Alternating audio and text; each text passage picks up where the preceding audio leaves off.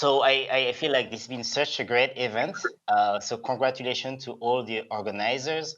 And I see that there's also a lot of people working in the background to make this happen. Everything has gone so smoothly so far. So thank you. I'm really happy to be here. Today, we have Lauren Newbould from Rural Senses. Rural Senses is an AI startup that focuses on basically providing AI and enhanced data analysis so that basically we can understand rural communities better. You will probably explain more, Lauren. Yeah. and then and then we have Nurchen Ferchichi, who works at Instadeep as an AI research engineer. So I think maybe the way we'll start is that we'll just introduce ourselves and then we'll get things going. So maybe Nurchen, you go first, Okay. if you don't mind. Yes. Hello, everyone. I'm very happy to be here today. And so, yeah, I'm Nurchen Ferchichi. I'm working as a research engineer at Instadeep. And I've been working there for 2 years now. And I have an engineering degree in applied mathematics.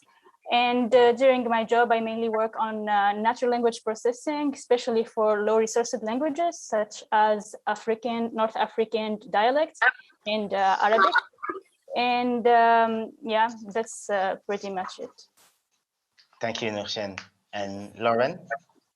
Yeah, hi, I'm Lauren Newbould. I work for a company called Rural Senses, where basically we're trying to take the voices of people who live in rural communities and work with that data and use NLP on that to be able to pass that information back to charities and NGOs and present it in a way that's really insightful and interesting so we can get all kinds of analysis from that. And then my background is in social sciences and statistics, and I've been at Rural Senses for 3 months now, so I'm still very, very new, but it's very exciting to work there, so it's good. That sounds great. I think the first question I have to the both of you is, what is NLP actually? There's been so much talk of it, and from what I understand, NLP is not new. It's something that's been around for a while. So maybe can one of you explain to the audience what is NLP and how does that relate to machine learning and AI? Yeah, maybe like a small definition, it's simply trying to make machines understand the human language, whether it is a text or speech. So we would like to develop or implement algorithms to make the machine digest our language and respond to it by text or speech. Great. So on that point, can you maybe tell us a bit about your project, Tunebird? I know we had great presentation today from Tierno on Wolof speaks recognition, and then Hatem from High Compass. And so could you tell us a bit more about Tunebird, your involvement, and what actually Tunebird is? If I pronounce it correctly. Yeah, it's correct. It's Tunebird, and it stands for Tunisian, and Bird, which is the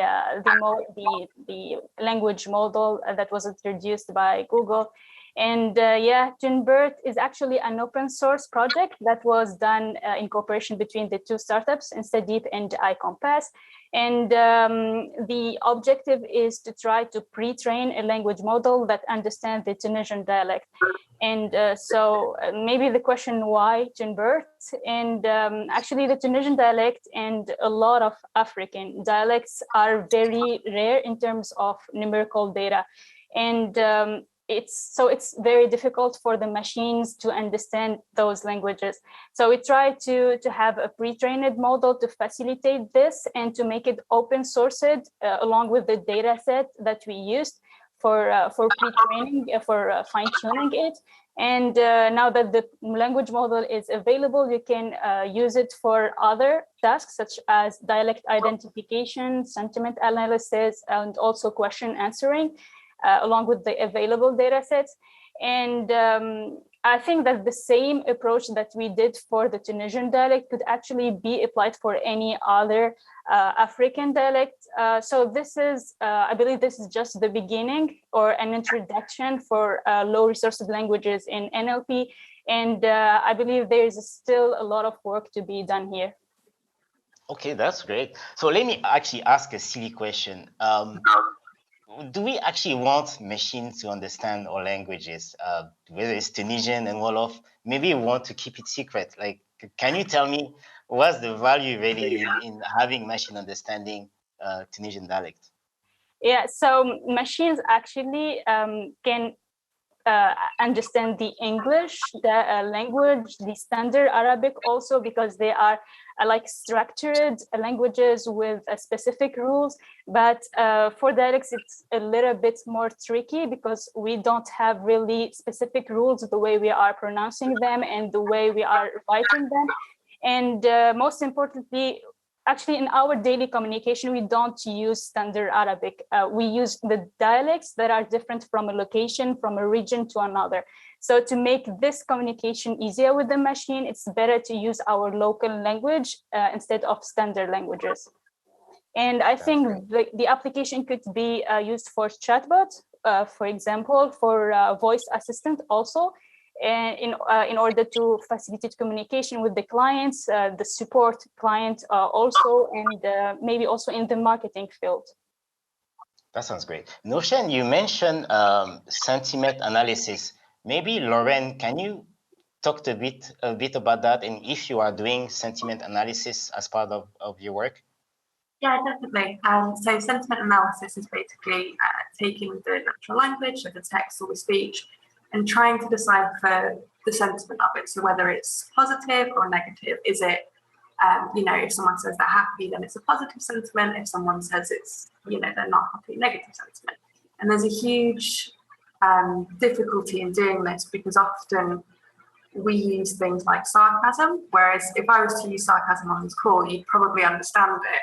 But if someone said to you, explain how you knew it was sarcastic, it's very difficult to explain that. So it's how do we get machines to be able to pick up on that nuance as well. So it's a super difficult task, but very interesting.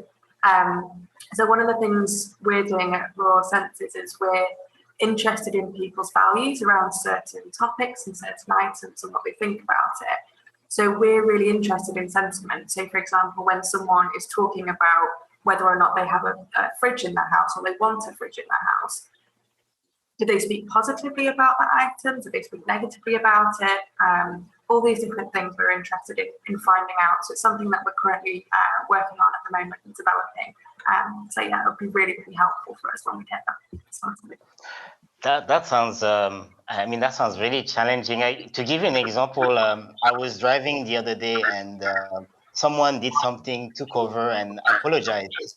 And the way they apologize in their car is using their hand, right? So the person just did this, which in Accra usually means I'm sorry.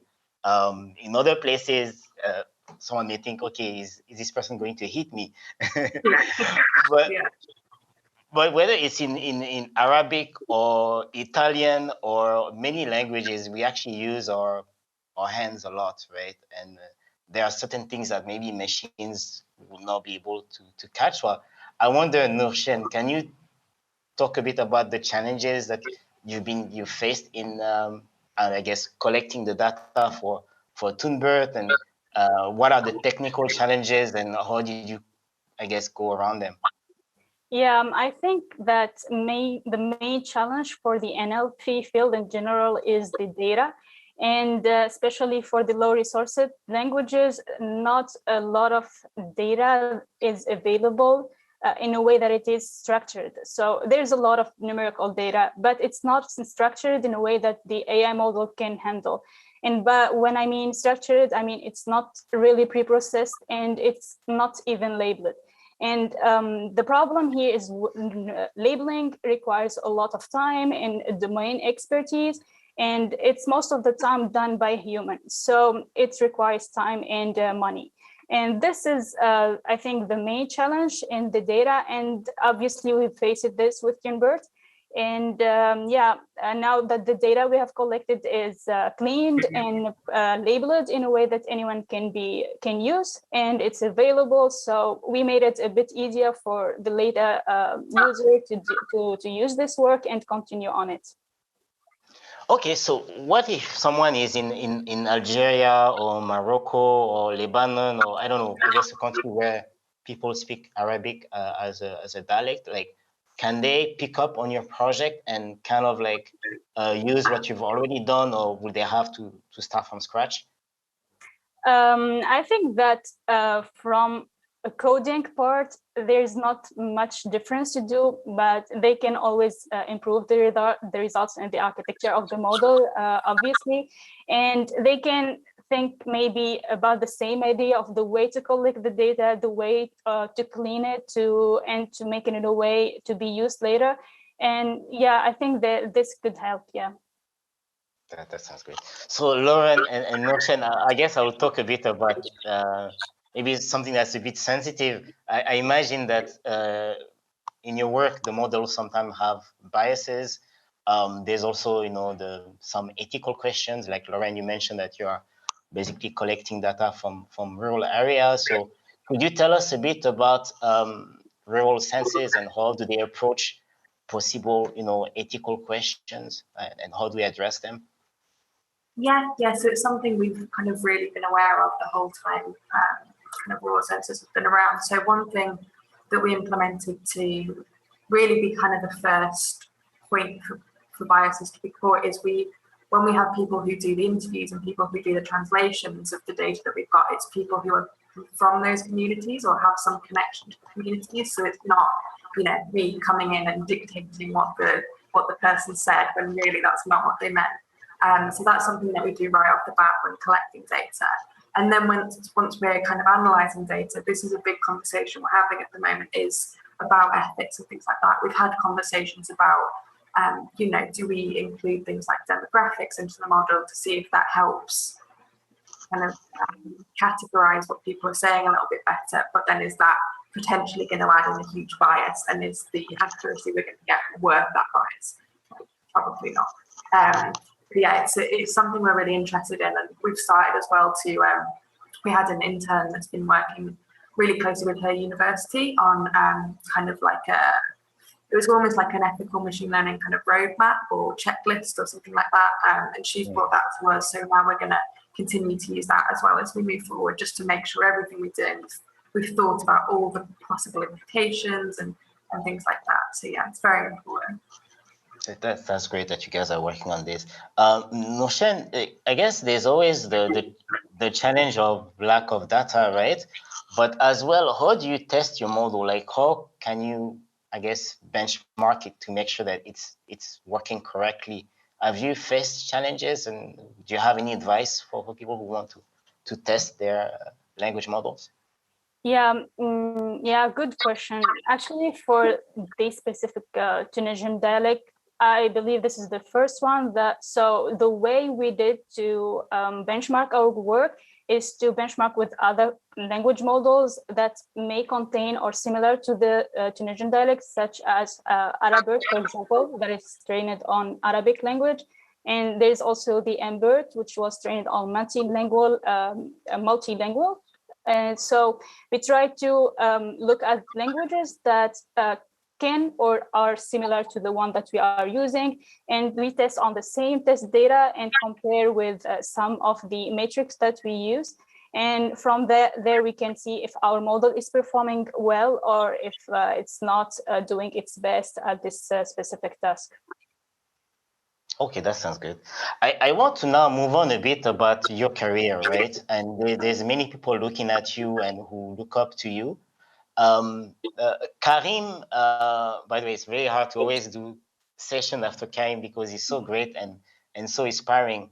But in a previous conference, he mentioned that he believes that anyone in Africa with a laptop and the wheel and basically if you work on it, you can be competitive to any international companies in AI. And I've looked at both your profile, like Noshen, correct me if I'm wrong, you've always studied in Tunisia.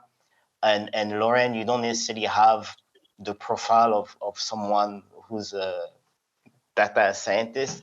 So I wonder, do you have any advice for people who are watching you today, and if they want to be a data scientist or they want to be an AI research engineer, do they need to get a degree abroad? Do they need to get a PhD? Like, what's your advice? Where to get started? Yeah, it's true, yes. So I had all my studies in Tunisia and also all my internships, end of study internships and other engineering internships in Tunisian startups also. And yeah, I think having a PhD is great, but it is not necessarily an obligation to become a good data science. But I think having a master's degree to any related field to AI, it could be software engineering, it could be applied mathematics, it could be data science or statistics, could be a good start. But then, yeah, having a practical experience through internships is a great thing, as you will face or use real data sets, real world data sets, and work on challenging projects. Another thing that I would recommend also is to have kind of online courses, and there are a lot now available online, so you can start with those.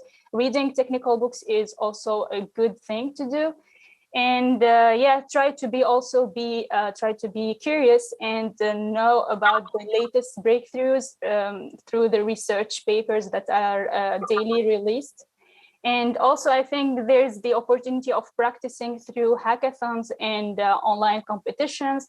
It's a good idea to use real data sets and to try to compete with others, see what they are doing, what solutions they are providing, and try to get the benefits from this.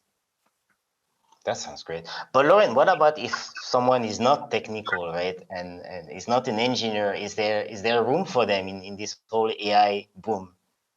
Yeah, 100%. I think my advice to people like that who are not technical is start somewhere where you're comfortable. So my kind of first grown-up job was in admin, and I learned Excel, and then from that I learned that you could get in the back end of Excel and write code, so I did that for a bit. And then what did I do after that? I worked in a call center, and I found out that the company they were using to do the call center had an API. So I learned how to code to pull data from that API to then build something completely not related to my job. But, you know, just start anywhere and make it something that you're interested in and that is going to be good for your career. And obviously I did go to university and stuff like that, but I don't think it's a necessity. I think as long as you can show you've got the knowledge that you need. So I actually teach an online data science course as well. There are a load around. And I think as well that people fall into the trap of saying, I want to be a data scientist, so I need to have a data scientist job. Start somewhere and just kind of work your way up. You're not going to land a data science job straight out of your undergrad. I mean, you might if you're brilliant, but generally just pay your dues, keep the goal in mind. That's all. That sounds good. Yeah, I mean, there are so many open source projects, so it sounds like getting involved with the community is a good idea. I mean, this year we have to talk about the group Mashakane, which has been amazing. From what I understand, there's like over 400 participants, and they've published papers and tools and so on. So it seems to me that there's always something in your community, whether it's AI Tunisia club or whatever local club there is. I think that's also one way to get involved. I want to know basically, Lauren, once you're collecting this information from the real communities, right? How is this information going to be used by who? If I may. Yeah, so we're primarily working with NGOs at the moment and charities who are putting projects in place in these rural communities, but don't really have the means to work out whether what they've done has made any impact. So we use something that we call the user perceived values, which is something that was done as part of a PhD at University of Cambridge. And essentially what it does is it gives people a list of items, and in this instance it's these pictures, so just in case people can't read, they can see really clear images. And we basically use these images as prompts to get people to then tell us about their values. So like I said earlier, if someone picks a fridge, well, why is that fridge interesting to you? Why is it important? And then we note all that down, and then we take all that data and we use an NLP model to be able to classify it into these kind of user perceived values that have been predefined. And it makes it really interesting to be able to take all that text and say, right, this person was talking about a fridge, but they're talking about it in terms of food security and comfort, but also about health, because they think that if they have a fridge and they drink cold drinks, then they're going to be unwell. So that's like some really interesting insight that we pulled out from things like that before. So yeah, and then we can feed that back. And in the fridge example, we can say, you know, if you want more people to uptake the use of a fridge, then you need to tackle this belief that drinking cold drinks is going to make people unwell. Thank you. Thank you. We see we're out of time. Norshen, any last word? What's next for Tunbert? I think that it's up to the community now. They can use this and work more on it. Maybe have chatbots from that. Maybe have other products that we can use locally in Tunisia. And if you wanted to contribute in this work, you can use or go to our open source project in the Instadeep GitHub and start from there. Thank you, Lauren. Thank you, Norshen. This has been amazing. Best of luck to the both of you in your project, and I hope that we'll connect again sometime. Thank you. Wasim, the floor is back to you. Thank you, Abdoulaye, Norshen, and Lauren. Thank you very much. It was a very interesting discussion. I just have one, let's say, question addressed to Norshen and Lauren both. It's about data. So I know that, for instance, Instadeep and iCompass worked hard to build these data sets. And I think starting with incremental approach where you start small and you grow little by little is one approach that is viable, but is there an investment from your side to keep working on this data set and increasing them? And for you, Lauren, since you have a product and is being used by real users and customers, let's say, what is your strategy to even enhance your models with data coming from a real world, where it really hits your model and where you see how you can improve? Yeah, so our data, we are kind of using an incremental approach, I guess, where generally how we work with them is we've kind of been approached by clients who go out into a certain community and get data from there. So we have a bank of all this data we've been asked to collect, and then going forward, moving into new communities, new areas, new countries, and adding that data and continually adding that into our model to make sure that it works across all the different communities that we look at. Thank you. Norshen? Yeah, I think that from our side, yes, we will continue working on this project, and especially if we think about some tasks that are still not tackled for the Tunbert, such as the traduction, for example, translation, for example. So yeah, it would be cool to have a data set for translation and to work on a fine-tuned model on this specific task.